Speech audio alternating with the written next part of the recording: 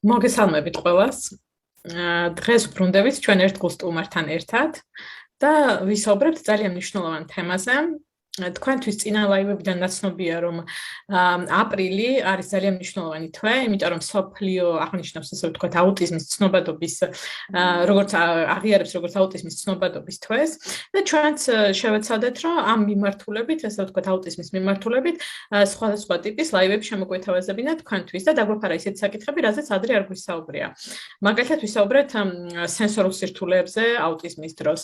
ასევე ერთ-ერთი მნიშვნელოვანი საკითხი, რაც არა მარტო აუტიზმის სპექტრის მქონე ბავშვებს აქვთ, ასევე აქვთ ყველა ბავშვს, ვინც გარდატეხის ასაკს გადის, ეს არის გარდატეხის ასაკი და მასთან დაკავშირებული სირთულეები, თავისებურებები და ასე შემდეგ. ჩვენ ვფიქრობთ, რომ ყველა მშობლებისთვის, ვისაც ყავთ აუტიზმის დიაგნოზის მქონე შვილი, ძალიან მნიშვნელოვანია განსაკუთრებით ეს ვთქვათ გარდატეხის ასაკში ქონდეთ გარკვეული მზაობა, იმიტომ რომ ბავშვის ცხოვრებაში ხდება ბევრი ცვლილება ამ დროს, როგორც ფიზიკურ მდგომარეობასთან დაკავშირებით, ასევე ემოციურ, სოციალურ სფეროში და მნიშვნელოვანი არის ამ საკითხებზე, ასე ვთქვათ, ბავშვთან საუბარი და მშობლისთვის ინფორმაციის ქონა, რომ სხვადასხვა სირთულეების დროს რის გაკეთება შეუძლია, როგორ უნდა მოიქცეს. ამ ძალიან მნიშვნელოვან თემაზე ჩვენთვის ისაუბრებს დღეს კეთლინ დირი, რომელიც ყველას ალბათ კარგად გეცნობათ, ის არის რეაბილიტაციის ფსიქოლოგიის დოქტორი, მაგ ჯორჯიას მოწვეული კონსულტანტი, ჩვენი თარჯმნები იქნებიან ლეკუნა ჯაპოშვილი, როგორც ყოველთვის და თამთა სამიშვილი ამ შემთხვევაში, რომელიც ინგლისურიდან გვითარგმნის ქართულად.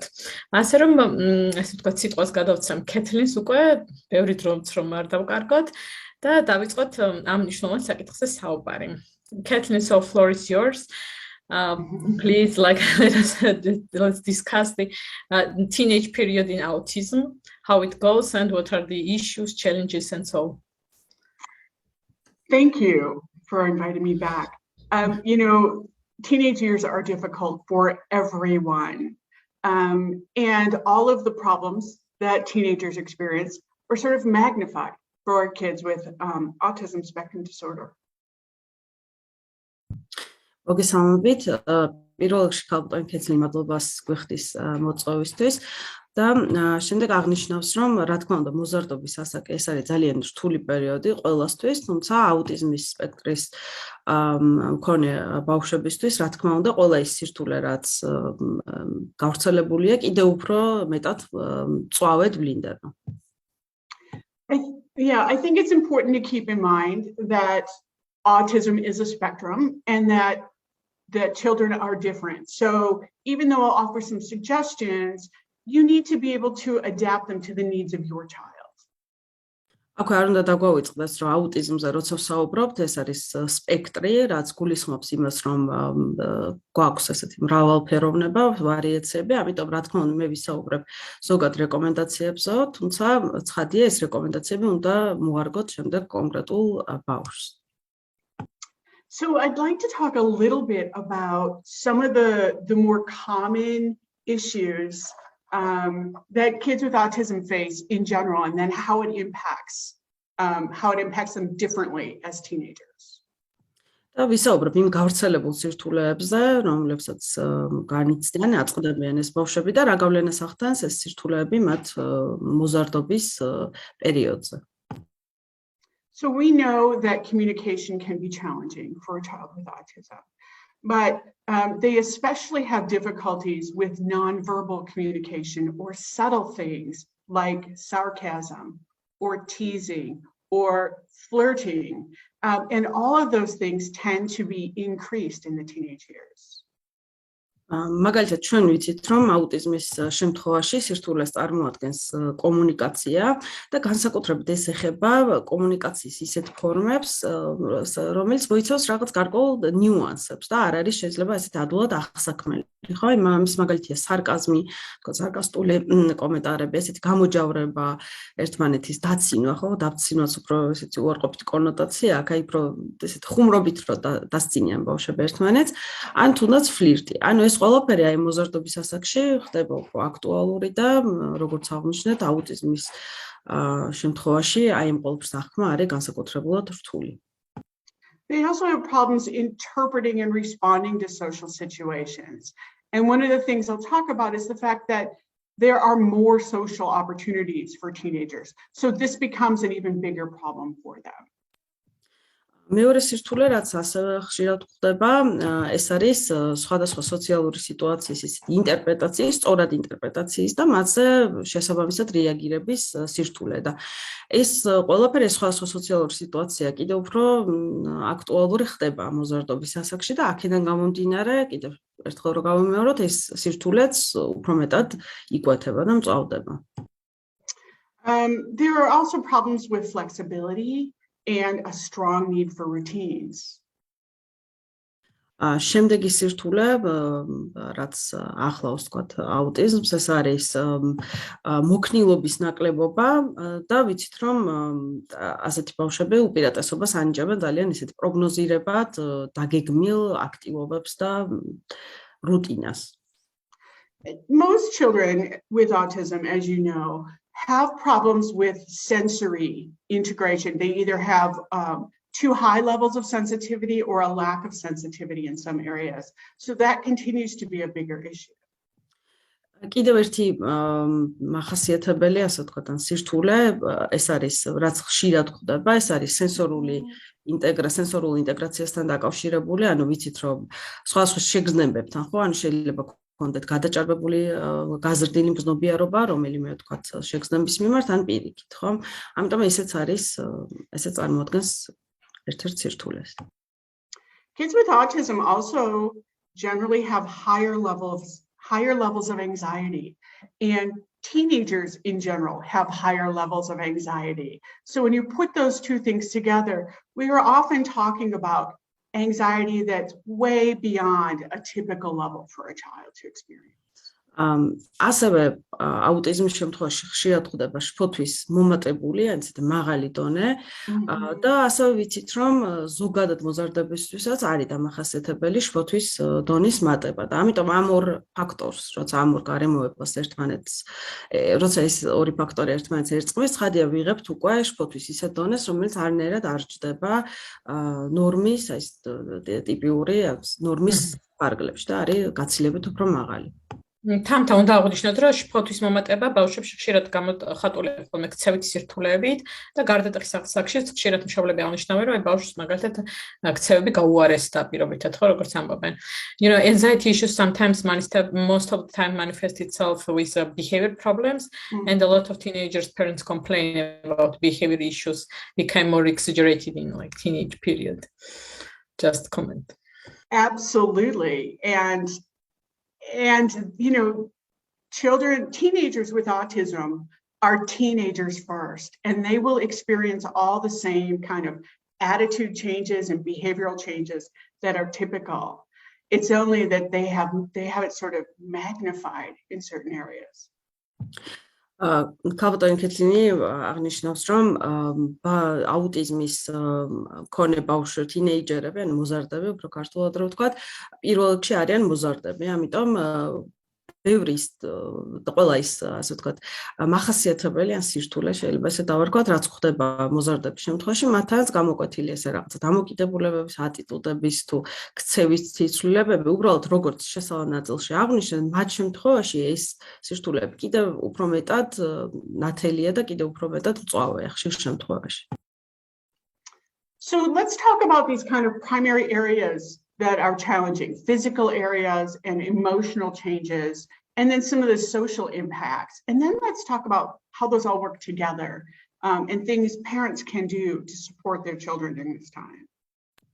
როგორც დასაწყისში აღნიშნეთ, ქალბატონი კეთლინი განიხილავს ახლა სფეროების მიხედვით, როგორ ვლინდება ეს სირთულეები, დაწყებული ფიზიკური და დამთავრებული, ანუ გაგრძელებული ემოციური და შემდეგ დამთავრებული სოციალური და ბოლოს ვისაუბრებთ იმაზე, მშობლებს რისი გაკეთება შეუძლიათ ამ შემთხვევაში ბავშვის მხარდასაჭერად. თამთა უნდა აღნიშნოთ, ჩავაჭრებულ ვთქვათ, რომ ხშირად ანუ მშობლები გარდატეხის ასაკში ამ ფიზიკურ ცვლილებებს დიდ ყურადღებას არ აქცევენ, მაგრამ ბავშვებისთვის ეს ძალიან სტრესულია და ძალიან მნიშვნელოვანი. ამიტომ ამ საკითხზე საუბარი, ესე ვთქვათ, აუცილებელი არის, შეიძლება ვთქვათ. Sometimes parents do not pay so much attention to physical changes in the teenage period. They are focused more on behavior changes, but it's very stressful for children, these physical changes. So it's very important to discuss. it is not only stressful, it's confusing for them. And parents are focusing on behavior because that's what's upsetting them on a daily basis. But I encourage parents to see the behavior as actually the second part. It's the reaction. What we need to do is figure out what's causing the behavioral problem. Όταν კითლინი ითახლება ნინოს, რომ ეს ფიზიკური ცვლილებები არის ნამდვილად სტრესული მოზარდებისთვის და არა მარტო სტრესული, არამედ დამაბნეველიც. და მშობლები ესეც მართალია, რომ მშობლები ხშირად ამის ნაცვლად უფრო მეტად აქცენტს აკეთებენ ქცევაზე, იმიტომ რომ ქცევა არის, რაც მათთვის იწვევს პრობლემას და მე რაც სირთულეებს იწვევს, ხო, ანუ მოზარდის ქცევა. და მე ვთავაზობ მშობლებს, რომ შეხედონ ამ ქცევას როგორც რეაქციას და ასე მიუდგეთ, ხო, რეაქციას რაღაც გარკვეულ სირთულეებს. You know, oftentimes parents aren't even comfortable talking about a lot of these issues with their children or in general. So the one message I want you to hear is that you need to be very clear and direct in your communication with kids. They don't understand subtlety. აქვე აღსანიშნავია, რომ თავად მშობლებიც ხშირად არ გზნობენ თავს კომფორტულად აი ფიზიკურ მოზარდობის ასაკთან დაკავშირებულ ფიზიკურ ცვლილებებზე სასაუბროთ, ხო? მათთვისაც ხშირად რაღაც უხერხულია ამ თემაზე საუბარი, თუმცა მე მინდა უთხრა მათ, რომ ძალიან მნიშვნელოვანია, რომ ამაზე ვისაუბრო ძალიან ნათელი გასაგები ენით, იმიტომ რომ როგორც მანამდეც აღნიშნა და თვითონ მშობლებისთვისაც კარგად არის ცნობილი, ვთქვათ, აუტიზმის შემთხვევაში, რა თქმა უნდა, სირთულეს წარმოადგენს აი ამ ესეთი ბუნდოვანი კომუნიკაციის ან მეტყველების გაგება, ხო? უნდა იყოს ჩვენი შეტყობინება ნათელი და ადვილად აღქმანდი და გასაგები. არა ორაზროვანი.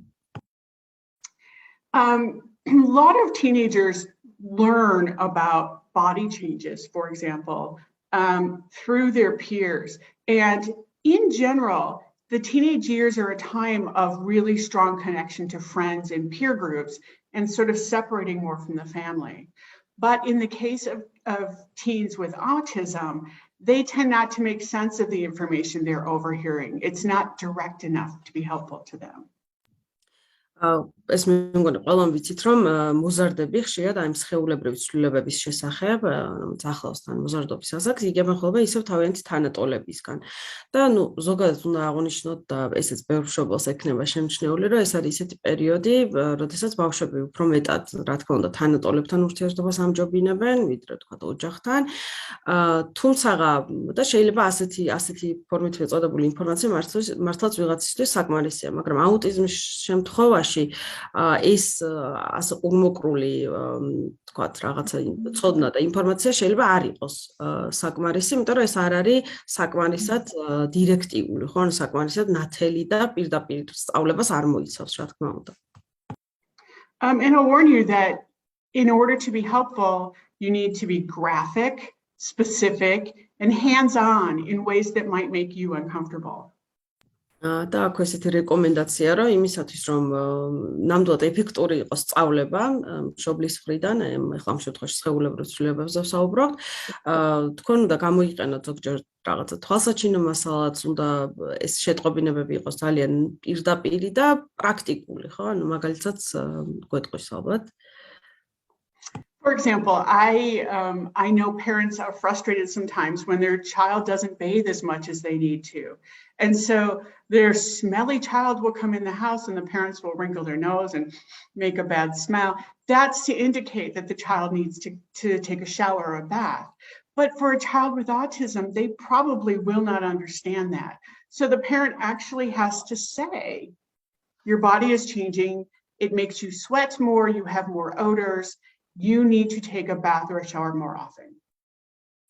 Ну, მაგალითად ესეთი ერთ-ერთი გავრცელებული სირთულე ხარ, რაზეც მშობლები ხშირად აღნიშნავენ, წუწუნებენ, ეს არის ის, რომ მოზარდ მოზარდობის ასაკში ბავშვი შეიძლება არ იცავდეს იგივე ნორმებს, ან ბანაობდეს იმ სიხშირით, რა სიხშირითაც მშობელი მიიჩნევს, რომ არის საჭირო და ხშირად თქვა ეს ვიცით რომ საუფლო ჯირკვლებიც უფრო მოკლედ აქტიურდება და შეიძლება ბავშვი დაბრუნდეს უსიამოვნო სუნით სახლში და თუ კი ახლა ტიპიურ განვითარებას ასე რომ ვთქვათ ბავშვის მოზარდის მშობელი ამას შეიმჩნევს იმით რომ უბრალოდ გამოხატავს რაღაცა უსიამოვნო სუნია, ეს შეიძლება აბსოლუტურად საკმარისი იყოს მოზარდისთვის რომ გაიგოს, ანუ რაზე მიანიშნებს მშობელი და მოყვას ამას შესაბამისი თქვათ ქცევა. აუტიზმის შემთხვევაში ასეთი მინიშნება შეიძლება არ იყოს საკმარისი და ამიტომ მშობელს კარგია თუ მშობელი პირდაპირ ეტყვის ბავშვს ამას ძალიან ისევ გასაგებიანით რომ თქვათ შენი სხეული თქვათ შეიცვალა ამ პერიოდში და გჭირდება რომ არ გაქვს ეს რაღაც უსიამოვნო სუნი, რომელსაც გჭირდება დაბანახვა გასუფთავად. And oftentimes as a parent you have to go even further for a child who has sensory issues. So don't just buy them deodorant, take them to the shop and let them smell different ones because they may have a strong reaction. And we want them to have something that they will use that won't upset them in some way. The same thing goes for the texture of a washcloth or a towel. Let them select things that are going to enhance their hygiene. და რიგ შემთხვევებში მშობელს შეიძლება ამაზე მეტის გაკეთებაც დაჭირდეთ. ჩვენ ახლა ვახსენეთ შესავალ ნაწილში ეგრეთ წოდებული სენსორული გადამუშავების სირთულეები და აი ამ თვალსაზრისით სენსორული კავშირდება შეგრძნებებს და აი ამ ჰიგიენასთან მიმართებაშიც კარგი იქნება თუ არა უბრალოდ რაღაც მზა დეოდორანტს მიაწოდებს მშობელი ბავშვს, არამედ თვითონაც წაიყვას მაღაზიაში და არჩევინებს, ხო, იმიტომ რომ ძალიან მარტივი მიზეზის გამო შეიძლება თქვათ რაღაც კონკრეტული სუნი ამ დეოდორანტის არ სიამოვნებდეს ბავშვს და ჩვენ რა თქმა უნდა გვინდა ისეთი პროდუქციის შეძენა, ისეთი ჰიგიენური საშუალებების, რომელსაც ნამდვილად გამოიყენებს და ამიტომ კარგი იქნება თუ ბავშვი თავად აარჩევს ამ დეოდორანტს. იგივე ეხება სხვა გამწვენთ საშუალებებს, თუნდაც პირსახოც, მისი ტექსტურა ან ფაქტურაც უნდა იყოს მისაღები ბავშვისთვის და კარგია რომ აქაც მივცეთ არჩევანის საშუალება და თუ თვითონ აირჩევს, მერე ალბათობა იმისა რომ ნამდვილად გამოიყენებს დანიშნულებისამე იქნება უფრო მაღალი. Children who have a hard time with change, children who like a lot of routine, can benefit from putting these practices in place ahead of time. So talking to a young girl about menstruation a year or two before you even expect it is helpful so that they can become more comfortable and less surprised when this happens. ესეც პრინციპში აღნიშნეთ, რომ აუტიზმის შემთხვევაში ძალიან მნიშვნელოვანია ხშირად ის რუტინა, გარკვეულება, პროგნოზირებადობის შესაძლებლობა. ამიტომ კარგია ამ შემთხვევაშიც თადარიგის დაჭერა და მაგალითად გოგონას შეიძლება მენსტრუალური ციკლის შესახებ გაცილებით ადრე ერთი ან ორი წლით ადრეც ვესაუბროთ, რომ როდესაც ეს მომენტი დადგება, არ იყოს მისთვის მოულოდნელი და უსიამოვნო ხო სტრესულიც. ან შეიძლება უფრო ადრე მოვამზადოთ აი ამ ცვლილებებისთვის. შიშის მომგვრელიც შეიძლება იყოს, ხო, ბავშვისთვის უცბად. Yeah, sometimes it can be frightening, like.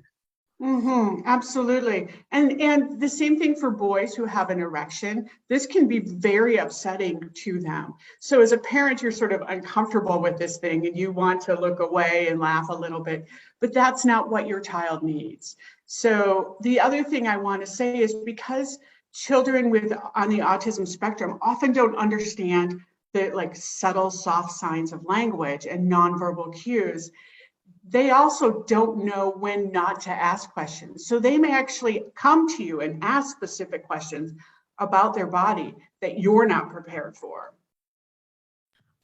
კი ბატონო და იგივე ეხება თქვათ ბიჭებსაც ერექციას, რომელიც ამ შემთხვევაში მშობელს შეიძლება უხერხულად იგზნოს თავიანთი პირიქით გაიცინოს, მაგრამ ეს არ არის ის რაც რა თქმა უნდა ბავშვისთვის იქნება სასარგებლო. აქვე კიდევ ერთხელ გავიმეორებთ, რომ აუტიზმის შემთხვევაში ეს რაღაცა ესეთი ნიუანსები კომუნიკაციის რაც არ არის ძალიან ნათელი და პირდაპირი არის ხშირად დამაბნეველი, ასევე არის შემთხვევა, რომ თქვათ აუტიზმის მქონე ბავშვები შეიძლება არ იცოდნენ რა კითხვა შეიძლება დასვა და რა არა ვთქვათ და შეიძლება დასვან ისეთი კითხვა რომელსაც მშობელი თვითონ არ არის მზად ამ კითხვაზე პასუხის გასაცემად.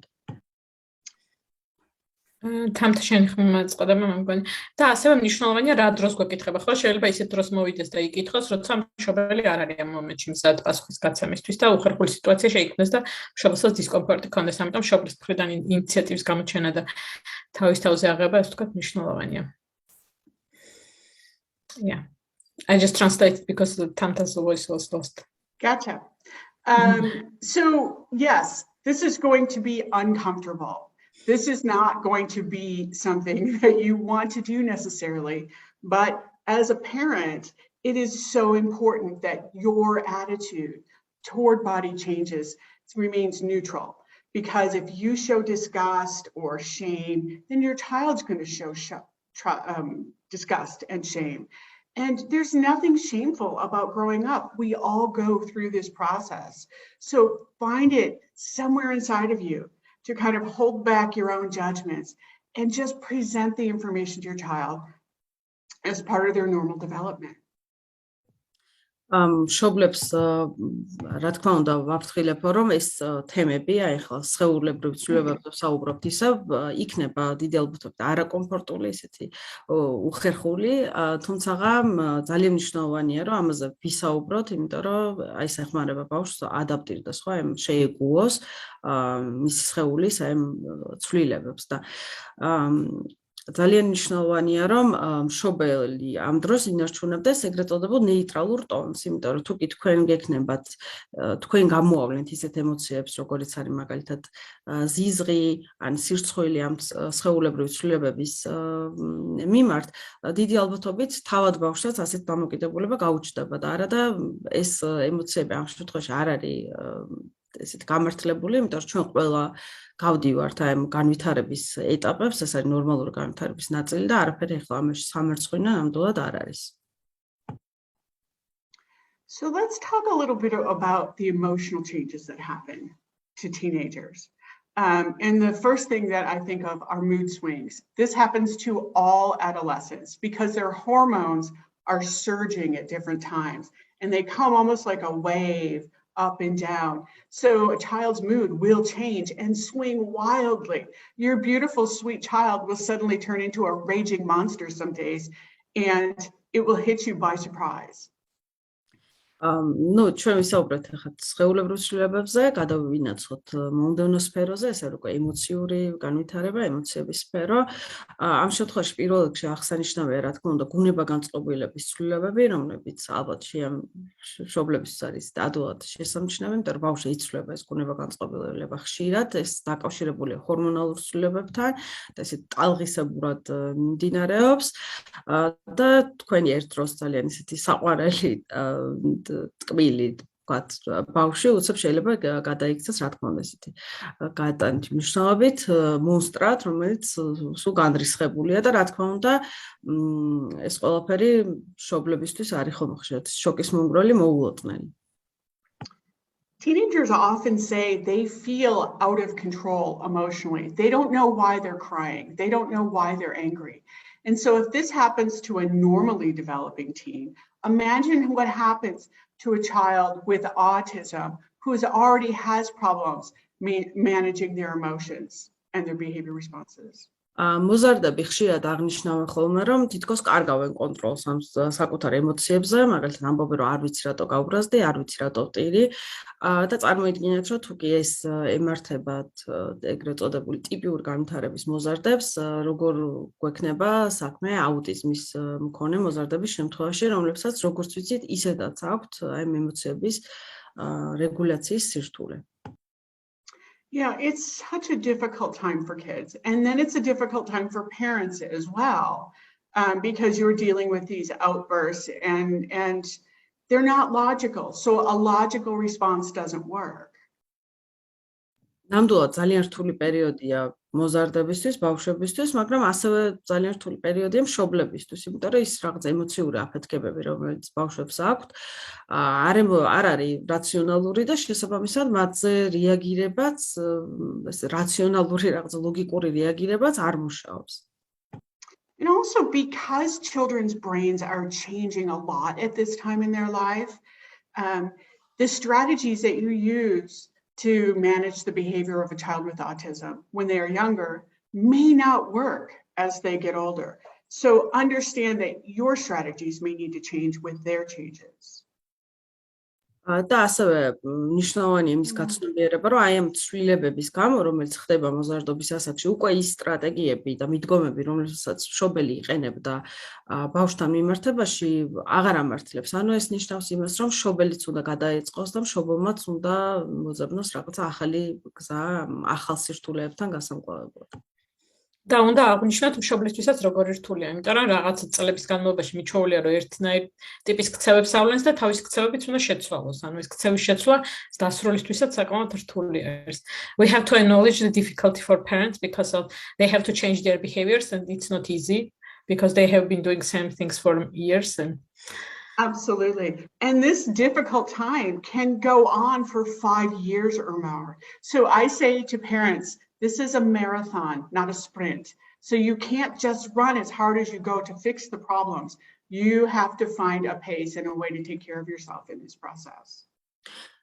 აქვე აღსანიშნავია, რომ ეს პერიოდი, ეს ცვლილებები, ეს სირთულეები შეიძლება 5 წლამდეც გაგრძელდეს და ამიტომ მშობლებს ვეუბნები ხოლმე, რომ შეხედეთ ამას როგორც მარათონს და არა სპრინტს. ანუ სპრინტის განსხვავებით აქ არ არის საჭირო, რომ მაინდა-მაინც მთელი ძალა მოვიკრიბოთ და ვცადოთ, რომ რაც შეიძლება სწრაფად გადავახოთ ეს სირთულეები, ხო? ანუ ენერგიის დაზოგვა აქ მნიშვნელოვანი განაწილება მთელ პერიოდს. Yeah, I like to encourage parents as much as I can and offer them sympathy. They think the problem is their child, and the truth is their child is doing exactly what adolescents are supposed to do. They are growing up, they're being difficult, they're separating from their families. It's the parents who need the support more than anything during this time. და მე ხშირად ვეუბნები მოზარდების მშობლებს, რომლებიც ფიქრობენ, რომ ბავშვია პრობლემა, რომ რეალურად ეს ბავშვი კი არ არის პრობლემა, ბავშვი იქცევა, როგორც შესაბამება მისი განვითარების ეტაპს, ხო? ანუ ავლენს სირთულეებს, უფრო განცალკევებას ახდენს, ანუ მშობლების ოჯახისგან და ეს არის აბსოლუტურად ნორმალური, ხო? ანუ ამ შემთხვევაში დახმარება, მხარდაჭერა უფრო მეტად სჭირდება მშობელს. One of the things, the strategies that's more helpful as children get older, and this is especially good if they are verbal, is explaining things to them. Almost not like a textbook, but almost like you are reading them instructions. So help them understand, for example, that the human brain is still growing, that they have hormones that are trying to find the right level. And so they get really big and they get really small and they change all the time. And it takes a number of years before the human body kind of settles on what's right for that person.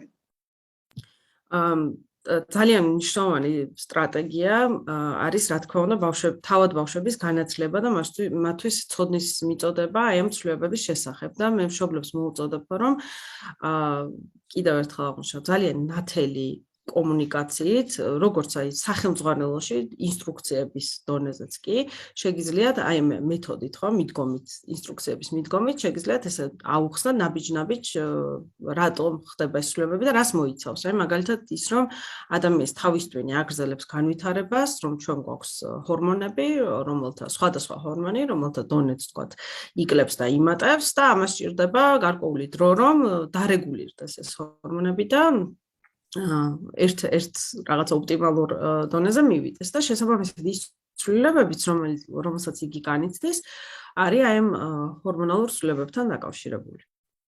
And you might have to adjust language to suit the level of your child. You know, the other thing that I do talk to kids about a lot is the fact that this front part of their brain is the part that's the last part to develop.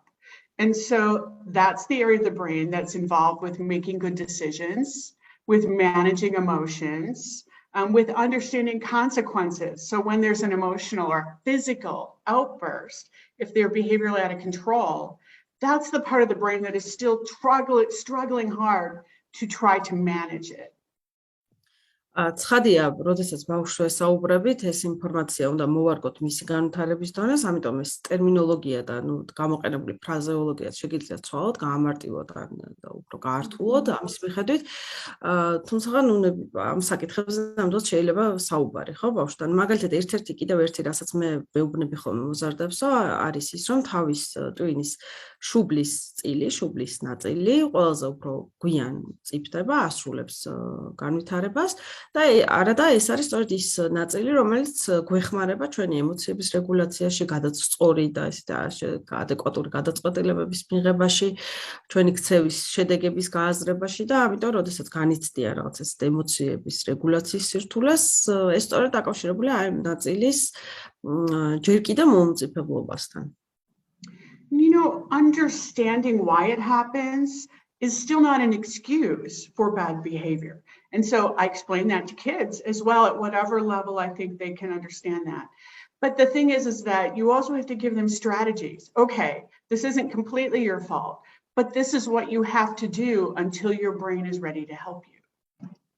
აქვე ძალიან მნიშვნელოვანია იმის ხაზგასმა, რომ ეხლა თავის ტვინის განვითარება ვახსენეთ, ეს ცხადია, ბავშვებს ისე არ უნდა მივაწოდოთ, რომ გამართლება თითქოს ესეთი ცუდი ბჭყალებში ცუდი ეს არასასროლი ქცევებისთვის, მაგრამ კარგია რომ მათ იცოდნენ, რომ რაღაცა საფუძველი აქვს თქვა ამ სირთულეებს, თუმცა შეგვიძლია ვუთხრათ, რომ კარგი ის ბოლომდე ფლატ შენი ბრალი არ არის, იმიტომ რომ შენი თავის ტვინი არ არის კიდე ბოლომდე განვითარებული, მომწიფებული, მაგრამ აი ეს და ეს და ეს არის ის რის გაკეთება ჩვენ შეგიძლია ამ სიტუაციაში. სხვა შორის ერთ კომენტარს დავაკეთებ, ანუ კვლევები არსებობს, აი მაგალითად, როდესაც მშობელი უხსნის პირობითად ბავშვს, რომ აი თქვა შენი ეს ცვლილებები განპირობებული ამით თუ ჩდება განცდა, რომ მისი ესმით.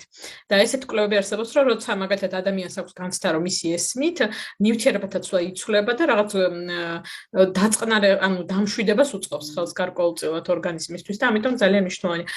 Kathleen, I mentioned about the research when people have this feeling that they have been understood by somebody, their body regulation changes and they are calmer.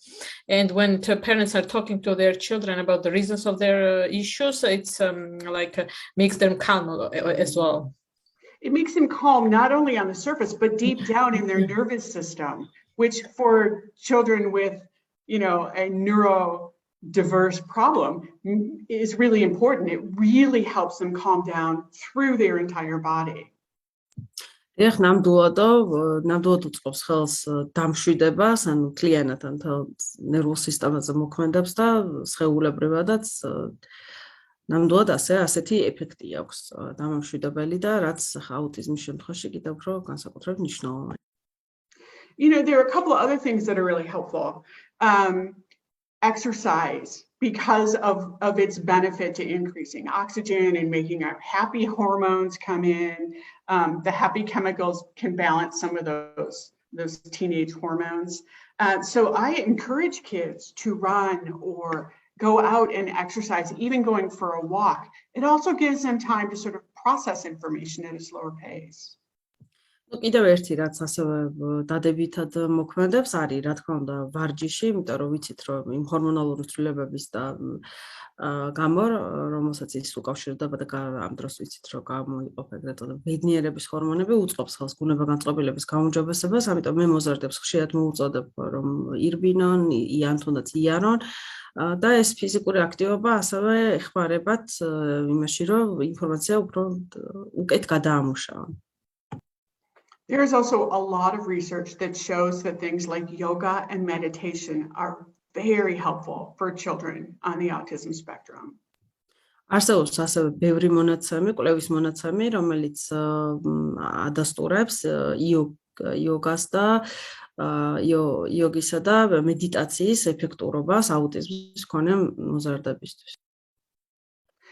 There are a lot of free apps online, and since most kids use phones these days, you can download an app or on your own phone for your child. I have a couple of suggestions, and we can post those online so that you can follow up. But my suggestion is try several different ones and find one that works for your child. Make sure the voice is soothing and supportive and not, making them more stressed, that the pace is good. აი ესეთი დამოშვიდებელი ეგრეთ წოდებული სარელაქსაციო აპლიკაციებიც არსებობს და ვიცით რომ ხა ბავშვების უმრავლესობა აქვს ტელეფონი ან აქვს წვდომა მასზე. შეგიძლიათ გადმოწეროთ ეს აპლიკაციები ჩვენც აი ამ ჩართვის შემდეგ, ანუ ჩვენს პლატფორმაზე დავდებთ რამდენიმე კეთლის მიერ შემოთავაზებულ რამდენიმე ვერსიას, თუმცა კარგი იქნება რომ სადოთ სხვადასხვა ვარიანტი და აუცილებლად არჩევთ რომელიც გაამართლებს თქვენი შვილის შემთხვევაში, ბავშვის შემთხვევაში. ნუ თავი ეს ხმა იყოს ესეთი დამოშვიდებელი, მართლაც გქონდეს სარელაქსაციო ეფექტი. And there are so many free programs available online. YouTube is full of them and very good programs in a range of languages. So oftentimes, even if something is in English, and there's certainly more available in English online, you can follow along pretty easily. Once you understand the routine of breathing or of stretching, those actions become very routine. And routine is something that's really familiar for a child with autism. So they work really well. აღნიშნავ რომ ასეთი აპლიკაციები და ასეთ რესურსები, რომელიც ამ მიმართულებით არსებობს, არის ძალიან მრავალფეროვანი, ბევრი მათგანი არის უფასოდ, მაგალითად YouTube-ზე შეგიძლიათ უამრავი რამ მოიძიოთ და აქვე აღსანიშნავია, რომ ცხადია, ხა ეს ყველაფერი უმეტესად არის ინგლისურენოვანი, თუმცა ენის ენაც ხშირად შეიძლება არ იყოს ბარიერი, იმიტომ რომ იმდენად თვალსაჩინო იყოს იქ სავარჯიში რა უნდა გააკეთოთ, ეს სუნთქვითი ვარჯიში თუ სხვა რომ ძალიან იოლად შეგიძლიათ მიყვეთ და შემდეგ აქციოთ თქვენი რუტინის ნაწილად და რუტინა რომ ძალიან მნიშვნელოვანია, როდესაც აუტიზმზე საუბრობთ, ამაზე უკვე ვისაუბრეთ შესავალ ნაწილში. Let's talk a little bit about the social side, because this is the part when it comes together that children with autism really struggle and really feel like they need extra help. მომდევნო სფერო, რომელზეც გადავდივართ, ეს არის უკვე სოციალური და ეს არის პრინციპში სფერო, რომელშიც აუტიზმის მქონე ბავშვებს ისაც აქვთ სირთულეები და ეს არის განსაკუთრებულად პრობლემური, ესე თქვათ, სფერო ცხოვრების მათთვის. So adolescence in general is what we call a time of peer-driven activities. And what that means is children start to separate from their families and spend more time with their friends. And their friends become a very strong part of their identity. მოზარდობის ასაკი ზოგადად გამოირჩევა იმით, რომ ამ პერიოდში ბავშვები უპირატესობას ანიჭებენ თანატოლებთან ყოფნას, ანუ მათი ინიცირებულ აქტივობებში ჩართვას, უფრო ახდენენ ასე ვთქვათ გამოყოფას, გამოცალკევებას, მშობლებისგან, უფრო მეტად თითქოს შორდებიან მათ და მათი ასეთი პიროვნული იდენტობის უდიდესი ნაწილი არის ეს თანატოლთა წრე. Kids tend to disagree more with their parents during that time. They can be more challenging. They certainly start more arguments, and oftentimes over things that don't make sense to the parents. What you need to know is this is a normal part of their process, that evolution has created this process to allow children to leave the comfort of their home and go out into the world as an independent adult. ამ ასაკში ასევე ძალიან ტიპიური და გავრცელებულია ეს ხშირი კამათი მშობლებთან და ისეთ საკითხებზეც რომლებიც არის სრულიად გაუგებარი შეიძლება მშობლისთვის რომ რატო გვეკამათება ბავშვი ამ თემაზე თუმცა ესეც უნდა მივიღოთ როგორც ეს ტიპიური განვითარების ნაწილი და მნიშვნელოვანია გავაცნობიეროთ რომ ევოლუციურად ასე იყო უკეთესი, იმიტომ რომ ეს პერიოდი ეხმარება ადამიანს, გახდეს უფრო ავტონომიური, დამოუკიდებელი და შეძლოს უკვე ფუნქციონირება და ცხოვრება ოჯახის გარეთ. საკუთარი თავის დამკვიდრებისთვის ძალიან მნიშვნელოვანი ეტაპი არის და გამოცდილება. So this idea of creating a new social identity, not just the child of this family, but an independent person, can be really difficult for a teen with autism. Some teens prefer to be alone and they don't feel that need to interact. But far more of these teens tell me that they desperately want friends. They just don't know how to do it. აი ნინომ თვითდამკვიდრება ახსენა და ნამდვილად ეს არის უკვე ახალი სოციალური იდენტობის ჩამოყალიბების პერიოდი, როდესაც შენ უკვე აღარ ახარ მხოლოდ ვიღაცის შვილი, არამედ ცალკე რაღაც იდენტობა გაგაჩნდა, ცალკე პიროვნება ხარ, ხო, დამოუკიდებელი პიროვნება. და ამ შემთხვევაში ეს ვახსენეთ უკვე რომ ეს თანატოლები და მეგობრები, თანატოლთაც იძენს ძალიან დიდ მნიშვნელობას. იშვიათად არის ბავშვი, რომელსაც შეიძლება არ ქონდეს ამის სურვილი, იმიტომ რომ უმრავლესობა აუტიზმის მქონე ბავშვების უმრავლესობა ხშირად მესაუბრება იმაზე, რომ აი უკიდურესად და ძალიან სურთ, რომ მათაც ყავდეთ მეგობრები, უბრალოდ არ იციან ეს როგორ გააკეთონ. They might try in clumsy ways to join existing social groups and not respond well to rejection. But the other thing to keep in mind is that teenagers can be pretty mean to each other at times.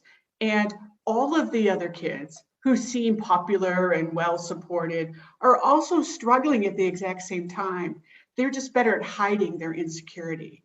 And I think it's helpful for a child with autism to know that.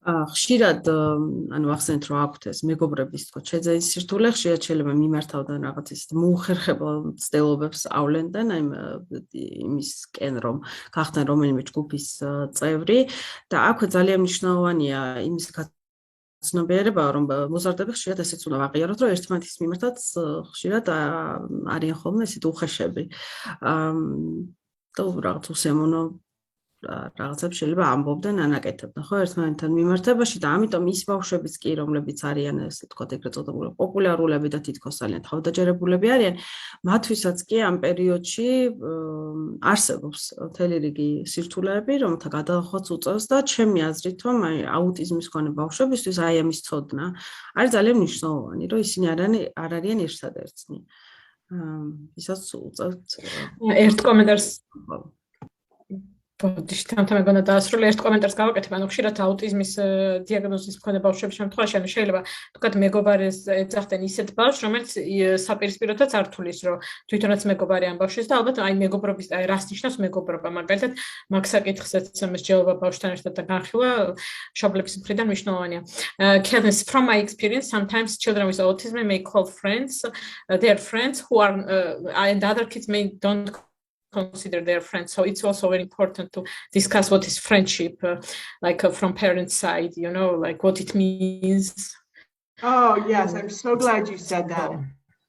It is right, because oftentimes kids misinterpret what friendship means, and they think attention means friendship.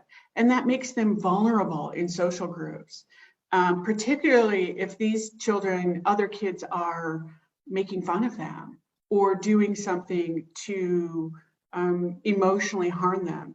Because sometimes that need for friendship is so great that a child might not notice or they might overlook little signs that they're actually being taken advantage of.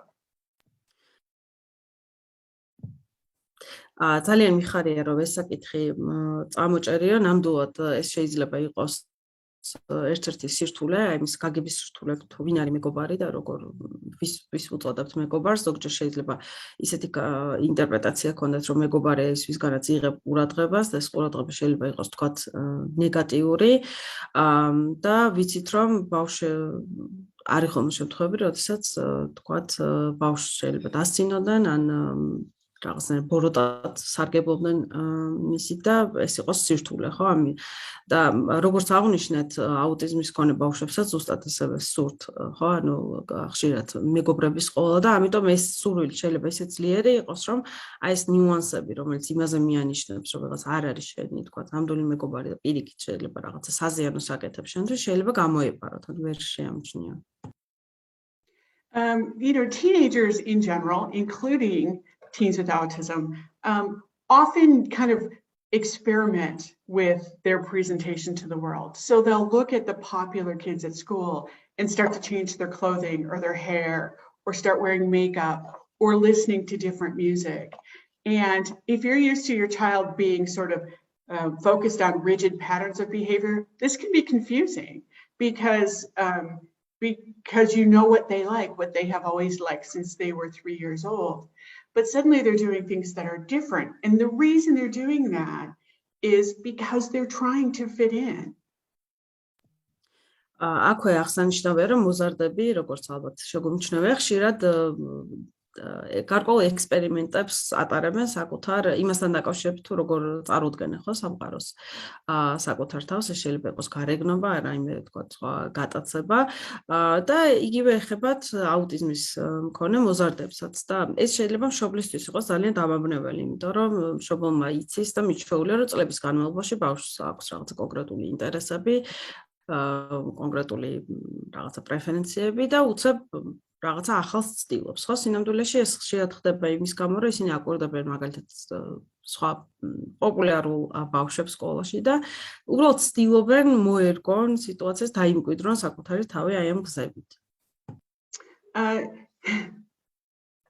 You might even be tempted to laugh at some of a teenager's attempts to fit in. You know, if your child shows up in the morning with blue hair or, a piercing you didn't know, don't laugh at them because you need to understand that your reactions do impact their self-esteem.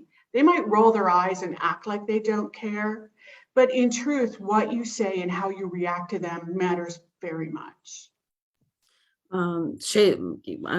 შეიძლება მშობელს ესეთი კონდეს გაიცინოს კიდეც ხო ზოგჯერ შეიძლება გამოიცხადოს ბავშვი მაგალითად რაღაცა ლურჯად შეღებილი თმით ან გახრეტილი არის ცხვირით ან პირსინგით და ამ დროს ძალიან მნიშვნელოვანია რომ ესეც არის ის ნაწილი ხო რასაც ვისაუბრეთ რომ რაღაცნაირად საკუთარი თავის დამკვიდრების და ექსპერიმენტირების და ძალიან მნიშვნელოვანია რომ აქ შეიძლება გქონდეთ ტენდენცია რაღაცა გაგეცინოთ მაგრამ თავი შევიკავოთ აი დაცინვისგან თუნდაც ისე სიცილისგან და მიუდგეთ უფრო მხარდამჭერები ვიყოთ. იქიდან გამომდინარე, რომ ზოგჯერ მართალია მოზარდები ისე იქცევიან, რომ თითქოს საერთოდ არ ანაღლებთ მშობელი რა სიტყვის და რა დამოკიდებულება იქნება, მაგრამ გულის სიღრმეში რა თქმა უნდა ეს ყველაფერი მათზე მოქმედებს. I know it's hard to watch your child make mistakes and especially if you think you can help. But as I've said before, we learn best by the things we try and don't do well. We learn best from the things that don't work in our lives. It helps us make better decisions as adults. So the job of a parent at this point is to walk with your child through this process, even if you have to walk outside and they look ridiculous. აქ რა თქმა უნდა მესმისა რომ მშობლისთვის რთულია აი ესეთ დააკვირდეს ამ სიტუაციას დააკვირდეს და სიტუაციას როდესაც ხედავს რომ შვილი უშუალებს შეცდომას მით უმეტეს მაშინ როდესაც მშობელმა შეიძლება იცის ძალიან კარგად რომ შეცდომაა და როგორ უნდა მოხდეს მისი გამოსწორება მაგრამ ძალიან მნიშვნელოვანია გვახსოვდეს რომ ჩვენ სწორედ ასეთი შეცდომების საფუძველზე ვსწავლობ და სწორედ ეს შეცდომები გვეხმარება იმაში რომ საბოლოოდ ჩამოვყალიბდეთ დამოუკიდებელ დასრულებად და ამიტომ მე კიდევ ერთხელ მოვუწოდებ მშობლებსო რომ ეს პერიოდი ეცადოთ რომ ბავშვთან ერთად მათთან ერთად გაიარონ მაშინაც კი თუ კი მშობლისთვის ძალიან რთულია იმის დანახვა როგორ გადისახლინა ბავშვი ძალიან ისეთ არაორდინალურ ესეთი მათი შეფასებით სასაცილო ასე ვთქვათ ჩაცმულობით ან ვარცხნილობი და თუ კი სასაცილოდ გამოიყურება, მაინც გავაცნობიეროთ, რომ ეს არის ამ ბუნებრივი ნაწილია ამ განვითარების. As adults, we tend to forget or to minimize the fact that we also went through this difficult process. There were times when we did things that were embarrassing to our parents, or we dressed in ways that look pretty funny when we look back. It's only that after the fact we can see this. When our brains are fully formed, we can look back and say, oh, yeah, that was probably not a good fashion choice to be a goth walking through the village. But at the same time, every generation has this opportunity to go through it. And you can't stop your child from going through this process. მშობლებს ხშირად გვავიწყდებაო რომ ჩვენც გვაქვს გამოვლილი ეს ეტაპი ალბათ თითოეულ ჩვენგანი იყო ასე ჩაცმული რაც ასე ვთქვათ სასაცილოდ გამოიყურებოდა გარშემოყოფებს ნუ მშობლების შეფასებით ყოველ შემთხვევაში მქონდა ესეთი უცნაური ვარცხნილობა მაგრამ ამ ყოველთვის გაცნობიერება ხდება უკვე მაინც პოსტფაქტუმ ხო როცა ვიხსენებ და ხვდებით რომ ხო ახლა ეს რაღაცა გოთური სტილი და ამ შემდეგ ალბათ არ იყო კარგი იდეა ხო რომ ასე მევლო მაგრამ კიდევ ერთხელ ეს არის აბსოლუტურად ნორმალური და მშობელი, ანუ ყველა თაობაში ხდება ეს, ყველა თაობა გადის რაღაცნაირად ერთნაირად ამ ყველაფერს და შეუძლებელია უბრალოდ რომ მოზარდი შევაჩეროთ იმისგან რომ ის რაც არის აბსოლუტურად ნორმალური, ბუნებრივია ეს განვითარების ეტაპი არ გაიაროს. ერთ დავამატებ, ანუ ძალიან მნიშვნელოვანი პერიოდი არის ექსპერიმენტირებისთვის და უნდა მივცეთ ბავშვებს გარკვეულწილად ამის საშუალება, უბრალოდ ერთი რაც თქვათ მშობლებისთვის შეიძლება რომ ესეთ გამყოფხაზად იყოს გავლებული, რომ ეს ექსპერიმენტები ეს თქვათ არ უნდა იყოს საფრთხის შემცველი ბავშვის ჯანმრთელობისთვის, რაღაც განათლების მიღებისთვის, თქვათ რაღაც სკოლაში ფუნქციონირებისთვის, ან რაღაც სამომავლო ცხოვრებისთვის, ხო, რაღაცა თქვათ ნარკოტიკების მოხმარება და ამ შემდეგ უკვე ისეთი რაღაცა, რაც საფრთხის შემცველი შეიძლება იყოს და მაგალითად მწვანე ჩაღებილი თმა არ არის საფრთხის შემცველი არც ჯანმრთელობისთვის და არც განათლების მიღებისთვის და ასე შემდეგ. ამიტომ ეს გზაგამყოფი შეიძლება რომ აერჩიონ მშობლებმა, რომ ნებისმიერი ექსპერიმენტი რაც ატარებენ დააკვირდნენ, რომ რამდენად საფრთხის შემცველია რეალურად მისი ჯანმრთელობისთვის ან რაღაც მომავალი განვითარებისთვის. Kathleen, I made a comment about this. It's a very important period for experiments, but parents should observe and make this decision based on if these experiments are harmful for children in terms of their health and future goals for education. And so, for example, if it's drugs, it's really not safe. And if it's green here, it doesn't interfere in anything. So exactly, and I think all parents really need to keep that in mind, that the health and safety of their child. So if they look ridiculous, it's not a big deal. Their hair will grow back to a normal color. Drugs and alcohol and risky behavior, including sexual behavior, is something that parents really do want to stop for their child's protection. That's also, the reason it's so important to have clear and open communication with your child. ნამდვილად გეთანხმებია რომ მშობლებს უნდა ახსოვდეთ ცხადია ეს უსაფრთხოება და რისკები თუ კი ბავშვი გამოიყურებს უცნაურად ან სასაცილო ჩვენი შეფასებით ეს არ არის პრობლემა თმა აუცილებლად გაიზრდება და დაუბრუნდება იმ რაღაც ნორმალურ ადეკვატურ ფერს რაც თქვათ მშობელს მიაჩნია რომ არის რაც შეეხება ის სხვა ტიპის ქცევებს რომელიც უკვე როგორც ნინო მისაუბრა არის რისკის შემცველი შეიძლება იყოს ალკოჰოლი ნარკოტიკები ან თუნდაც სექსუალური ქცევა ხომ ანუ ამ ყველაფერს რა თქმა უნდა ჭირდება უკვე სხვა მიდგომა ცხადია და სწორედ ამიტომ არის უმნიშვნელოვანესი რომ მოზარდებთან მქონდეს და შევინარჩუნოთ ეგრეთ წოდებული ღია კომუნიკაცია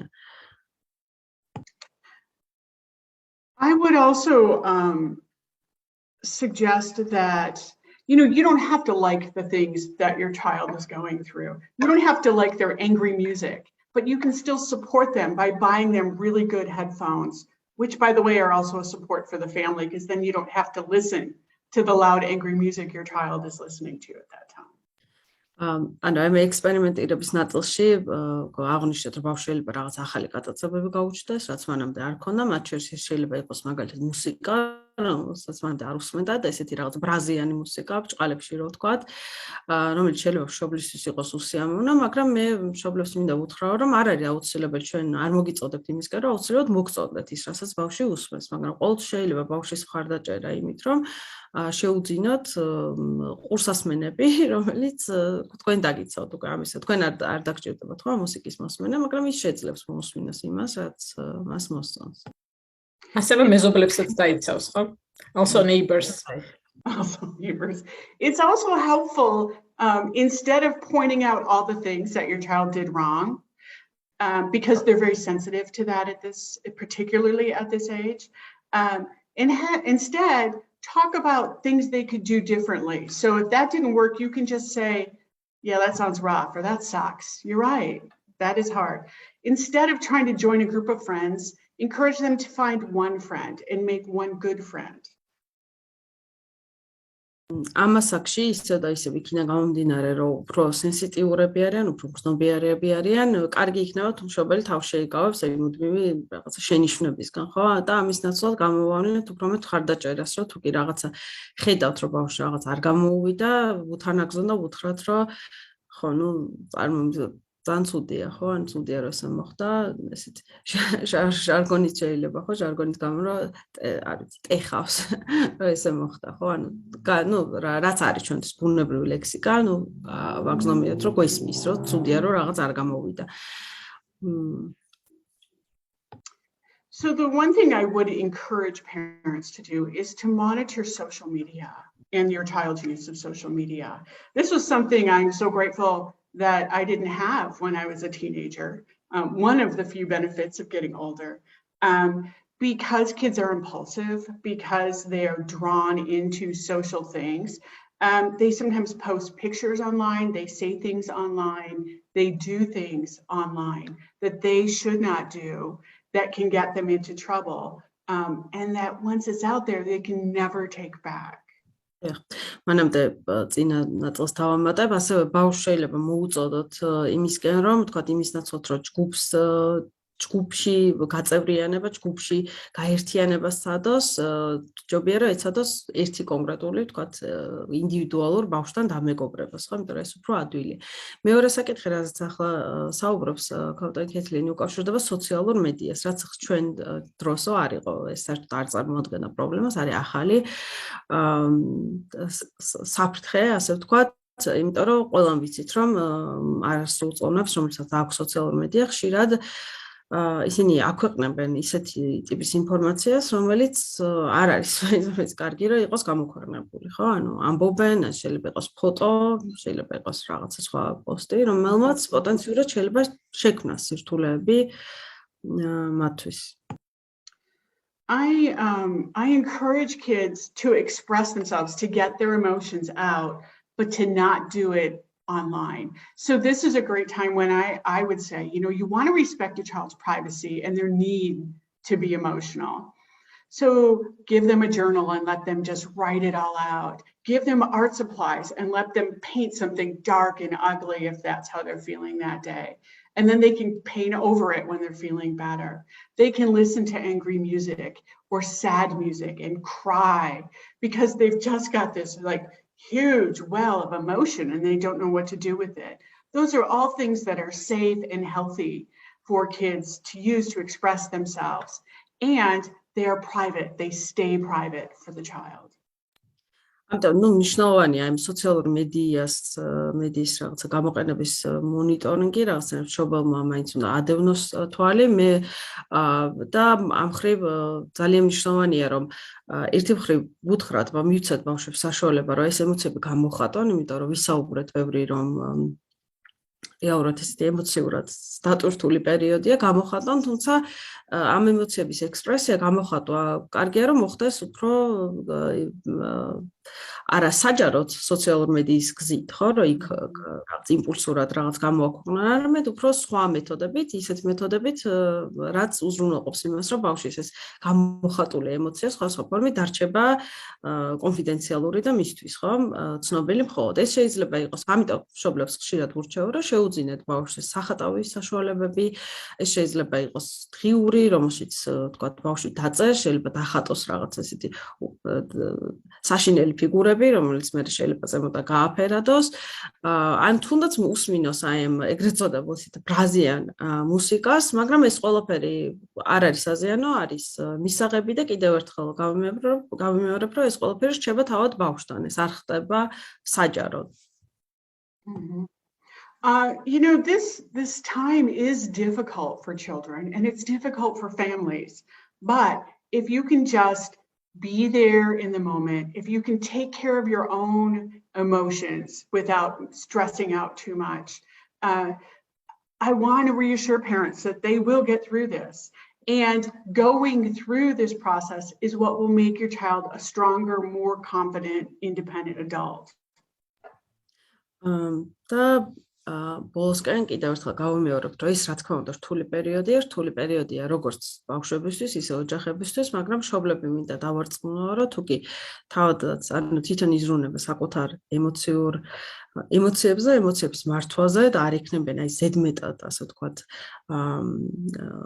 ზედმეტად არ მოახდენენ, ხო, ამ რაღაცა ყველაფერს გამწვავებას და მიიღებენ ამას როგორც ასე ვთქვათ, ნორმალურ განვითარების ეტაპს, გარწმუნებთ, რომ ის აუცილებლად შეძლებთ, რომ წარმატებით გაიაროთ ეს ბავშვთანთან და დასრულდება ეს ეტაპი და ამ ეტაპის ბოლოს ბავშვი ჩამოყალიბდება, ეს მოზარდი ჩამოყალიბდება უფრო დამოუკიდებელ ავტონომიურ დასრულ პიროვნებად.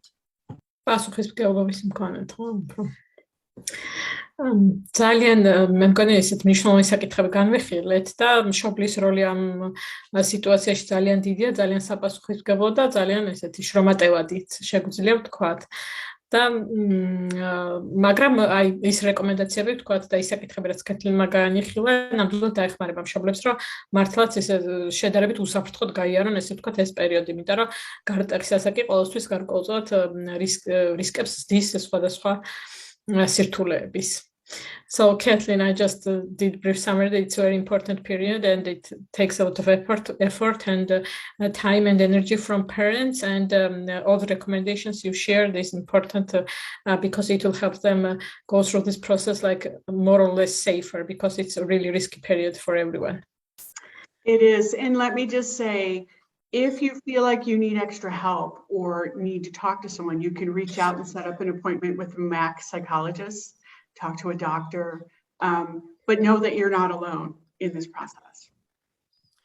და ბოლოს თუ კი აღმოაჩენთ, რომ გჭირდებათ მაინც დამატებითი მხარდაჭერა სპეციალისტების მხრიდან, გახსოვდეთ, რომ თქვენ არ ახართ მარტო და შეგიძლიათ ამ მხარდაჭერის მიღება, შეიძლება გაისაუბროთ ექიმებს, ან თუნდაც მაგჯორჯიას აი მსკივრის პლატფორმაზე ჩვენ თავაზობთ ყოველკვირეულად კონსულტაციებს, მათ შორის ფსიქოლოგებთან, რომელიც არის სრულიად უფასო და კონფიდენციალური, ამას დავამატებ, შეგიძლიათ ამით სარგებლოთ, ან მოიძიოთ სხვა რესურსი, უბრალოდ გახსოვდეთ, რომ თქვენ არ ხართ მარტო და რიგ შემთხვევაში შეიძლება ადამიანს დაჭირდეს კიდევ რაღაცა გარეშე მხარდაჭერა დახმარება, ან უბრალოდ საუბარი სხვა ადამიანთან ამ სირთულეებზე. კი ბატონო, ძალიან დიდი მადლობა. ჩანაწერის ქვეშ შეგიძლიათ გამოაგზავნოთ შეკითხვები და შევეცდებით, რომ აუცილებლად გიპასუხოთ, ასევე როგორც თამთამ აღნიშნა, გაქვთ შესაძლებლობა, რომ ერთჯერადი 40 წუთიანი კონსულტაცია ჩანიშნოთ მაგჯორჯიას ფსიქოლოგებთან მშობლის სკივრის საშუალებით და მე ასევე სხვათა შორის, ანუ ჩვენ ვინც ვართ ჩართულები, ხშირად როდესაც არის საჭიროება გადამისამართების, როგორც ვეძახით, სხვა სპეციალისტთან გაგზავნის რეკომენდაციას ვუწევთ ხოლმე სანდო სერვისებს, ასე რომ შეგიძლიათ ეს შესაძლებლობა გამოიყენოთ. Thank you very much, Kathleen, for your great speech. So, კარგით, მაშინ დაგემშვიდობებით ნელ-ნელა და მომავალ შეხვედრამდე. ნახვამდის. ნახვამდის.